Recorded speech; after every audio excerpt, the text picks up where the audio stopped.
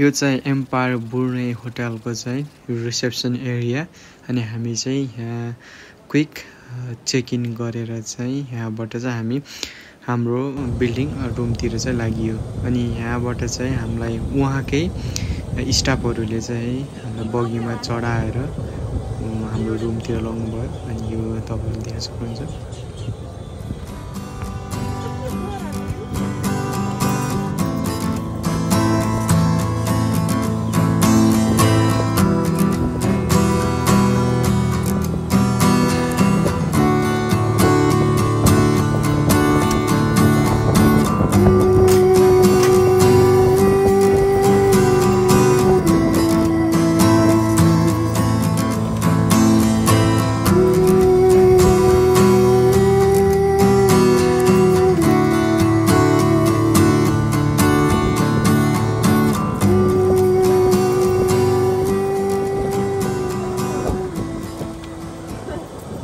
Almost 3-4 minute हामी बगीमा travel गरिसकेपछि चाहिँ हामी फाइनली आई थिंक हामी चाहिँ हाम्रो बस्ने बिल्डिङमा चाहिँ फाइनली आइपुग्यौं देख्नुहुन्छ यो अगाडिको बिल्डिङ चाहिँ हामी बस्ने बिल्डिङ हो र अनि यसको प्राइभेट स्विमिङ पुल पनि छ साइडमा देख्नुभयो देन यहाँ चाहिँ हामीलाई जस ल्याउनको लागि यहाँको स्टाफहरुले चाहिँ सबै सामानहरु हाम्रो रुममा लगेर राखिदिनु भयो न हाम्रो बाल्कनीबाट चाहिँ यो राम्रो भ्यूज थियो त्यसपछि हामी क्विक फ्रेश अप भएर चाहिँ अनि लुगा चेन्ज गरेर हामी त्यहाँबाट चाहिँ त्यहाँको स्टाफलाई फोन हानेर फेरि हामीलाई बगीमा लिन आउनु भयो र त्यसपछि हामी बगीमा बीच साइड भ्यू गर्नको लागि हिँड्यौं त्यहाँबाट यु क्यान सी हियर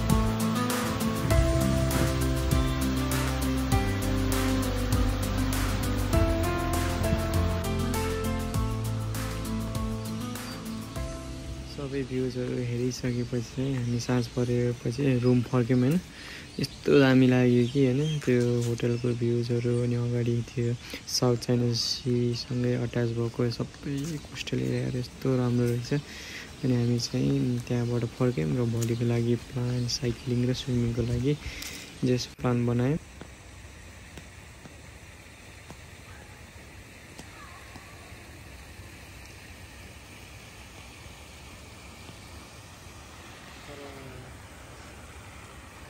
आफ्नै बिल्डिङको आफ्नै स्विमिङ पुल रहेछ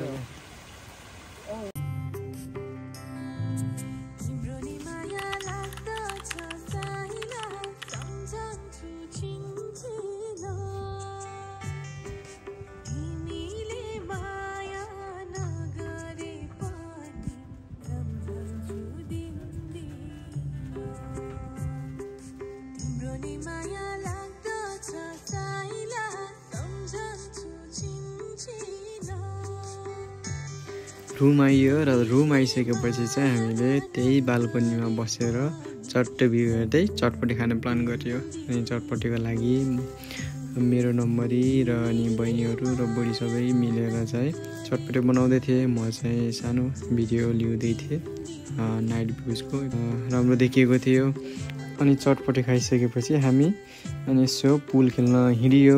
तर पुल चाहिँ अहिलेसम्म खेलेको थिएन र कस्तो हुँदो रहेछ भन्ने एक्सपिरियन्सको लागि चाहिँ गयौँ। अनि जस रमाइलो भयो, जानी नजानी चाहिँ खेल्यो। अनि त्यसपछि हल्का टेबल टेनिस पनि खेलेको थियो तर भिडियो चाहिँ लिएन। अनि त्यसपछि हामी चाहिँ त्यो दिनको लागि इन गऱ्यौँ र नेक्स्ट डे फेरि एज पर आवर प्लान हामी चाहिँ स्विमिङ र साइक्लिङ गर्ने प्लानमा थियौँ। बिहानै उठेर ब्रेकफास्ट सबै खाएर चाहिँ हामी चाहिँ स्विमिङको लागि स्विमिङ स्टेसन भन्ने के थियो जस त्यो स्पोर्टमा गयौँ र त्यसपछि हामी स्विमिङको लागि अनि कायाकिङ यताउति गर्नको लागि त्यही त्यो ठाउँमा पुग्यौँ। एकदम रमाइलो भयो, देख्न सक्नुहुन्छ भिडियोमा। बेसी फ्रेस भयो with it swimming and kayaking as well. अनि कायाकिङको चाहिँ भिडियो लिएन तर मेरो नम्बरबाट भिडियो लिएको छ। You can see that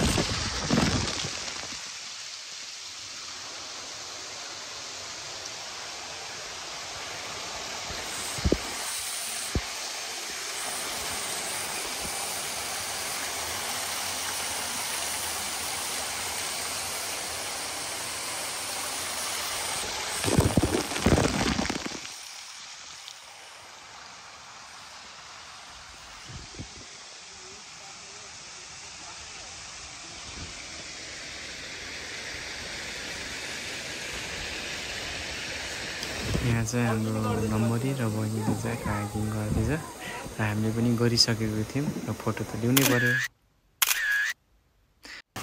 त्यसपछि फर्दर जस्ट स्विमिङ गर्दै बसियो। आफूलाई यो चित्त नबुझेसम्म मजाले जस सबै टाइम स्पेन्ड गरिसकेपछि त्यसपछि हामीले चाहिँ त्यहाँबाट निस्किएर साइक्लिङ जाने प्लान गऱ्यौँ आफ्टर लन्च।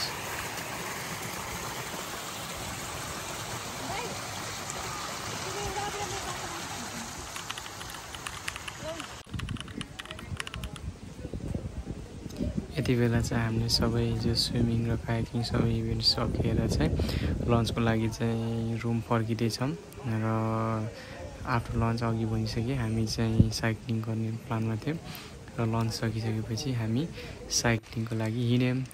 अनि साइक्लिङ गर्दै जाँदा चाहिँ यस्तो दामी दामी भ्युजहरू देखियो कि साइक्लिङ पनि एकदम टाढा टाढासम्म गयो। समुद्रको जस छेउछेउ हुँदै यो सबै साउथ चाइना सीको बिच साइडमा यस्तो राम्रो ठाउँहरू रहेछ। अनि चट्ट रिल्याक्स गर्दै अनि आनन्द लिँदै जस साइक्लिङ गऱ्यो। साइक्लिङ चाहिँ एकदम आई थिङ्क 2-3 आवर्स जति गऱ्यो होला।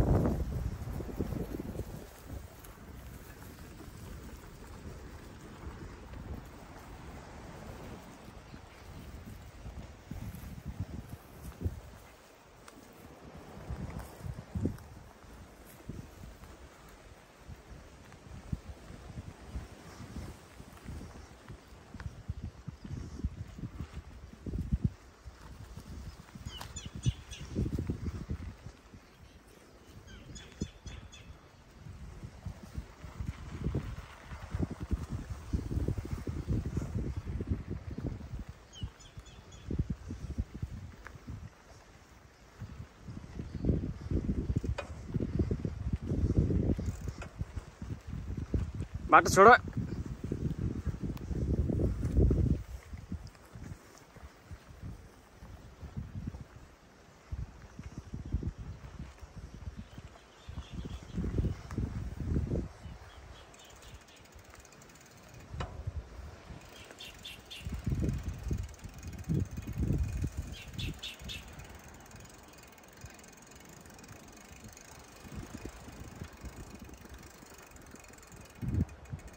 यो ठाउँ पछि चाहिँ हामी अब नेक्स्ट ठाउँमा जाँदैछौँ र त्यहाँ पनि एकदम दामी शान्त ठाउँ हेर्दै आनन्द आउने खालको ठाउँमा। अनि सबैले साइक्लिङ आफ्नो साइकल बोकेर चाहिँ चलाइयो।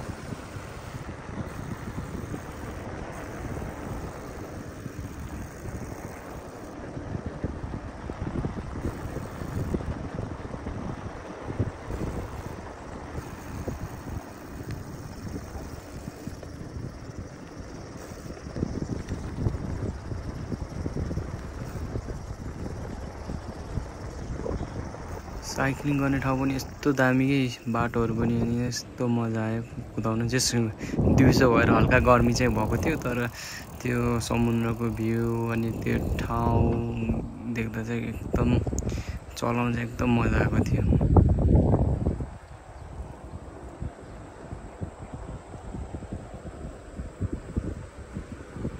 गाइज, यदि तपाईँहरू पनि बुर्नेमा हुनुहुन्छ अर एनी साउथ एसियन कन्ट्रीमा हुनुहुन्छ भने चाहिँ एकचोटि यो द एम्पायर बुर्ने होटलमा चाहिँ जान रेकमेन्ड गर्छु। अनि जो एटलिस्ट 2 डेजको जानुभयो भने चाहिँ यस्तो दामी रिफ्रेसमेन्ट हुन्छ अनि तपाईँले पछि चाहिँ रिग्रेट गर्नुहुन्न गाइज।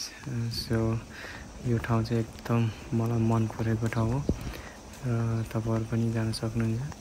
अनि वान्स साइक्लिङ सकिसकेपछि चाहिँ फेरि हामी चाहिँ हल्का फोटो खिच्नुको लागि चाहिँ फेरि अर्को बिच साइड एउटा अर्को एन्डमा भनौँ न त्यहाँ गइयो हिँड्दै। अनि यो अगाडि चाहिँ यो साथी र यो बुढीहरू गइसकेको चाहिँ म चाहिँ पछाडि भिडियो खिच्दै आउँदैछु।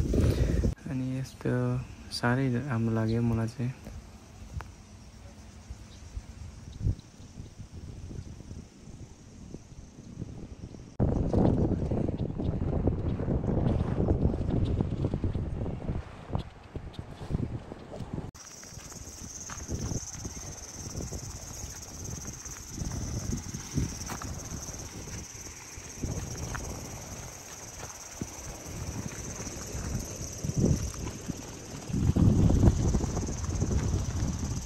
चट्ट भ्यूज हेरिसकेपछि चाहिँ अब फोटो खिच्न आएपछि त फोटो खिच्नै पऱ्यो होइन त। लु 1-2वटा फोटो हानिदिउँ भनेर चाहिँ चट्ट लाएर चाहिँ हामीले चट्ट फोटो हानियो।